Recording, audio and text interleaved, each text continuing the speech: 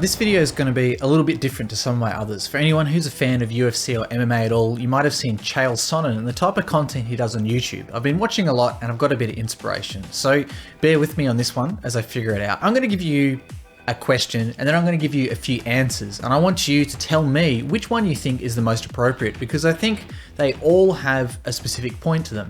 Now my question is, when did esports begin? The answer could be pretty obvious. You see in most esports decks that it says that esports began back in the 70s. There was a university competition playing one of those very early primitive games. You know, the winner won a prize. There was a whole bunch of different people that competed in that with some live spectators watching. Obviously it wasn't broadcast online. I don't believe it was broadcast on TV either. So that could be the absolute dawn of esports. But I also read an article that I thought was really interesting, and it said something like, it feels like esports began around 2016 to 2018. And I'm going to walk you through like a couple of these different answers here. So answer number one, it could be around 1977, I believe, when this first tournament happened.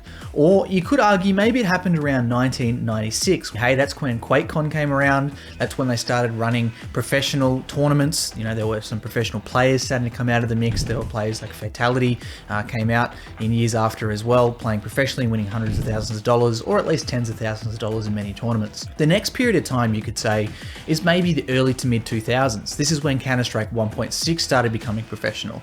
We saw more than just a handful of professional players around the world. StarCraft Brood War was in full swing over in Korea, with players on billboards and big tournaments happening, and there was so much more action in this space. And then the next period of time, you could say maybe is even around 2007, 2008, pre-global financial crisis. Some of the content we've covered previously on my podcast and LinkedIn Lives was around the Championship Gaming Series, the CPL, the Cyber Athlete Professional League, and many others, giving away hundreds of thousands of dollars worth of prize pool, having dozens and dozens of full-time professional players, staff, coaches, general managers, and more. But then the next jump of period of time, I would say, is think about 2016 to 2018, 2019.